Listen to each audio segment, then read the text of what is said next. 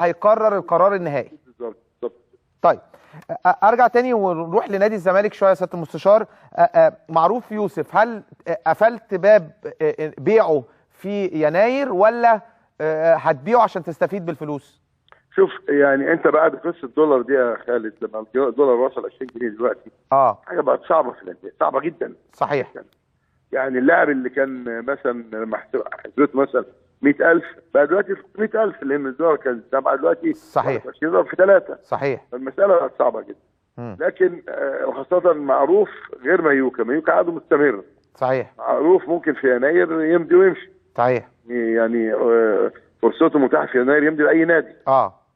لو جه عرض كويس هنبيعه، خاصه اللاعب لما يبتدي زي كابونجا كاسونج ده. مش هو كابونجا كاسونج. صحيح. حد بيلعب في دماغه من اي فرقه. والله يا سياده المستشار عين العقل، يعني انت لو بعت معروف دلوقتي عين العقل، من حيث يعني انت بعت كهربا وعبد الشافي قبل كده، يعني قصدي ايه، معروف مش عايز يجدد وعايز اعتقد 450,000 دولار في السنه تجديد وسنتين، فمبلغ كبير جدا. فبالتالي انت لو سبته لغايه نهايه السنه كل شيء وارد، ممكن يصاب، ممكن يتعور، ممكن يلعبش، فبالتالي هتضيع على نفسك فلوس وفي نفس الوقت مش تستفيد بمكان اجنبي مكانه. لان انا عندي لاعب راس حربة اجنبي كويس جدا جدا، واخد بالك فعلا. جايبه احمد يحيى ويحيى علي اللي هو وكيل ستانلي، حاجه ممتازه جدا. سوبر بالك مكان.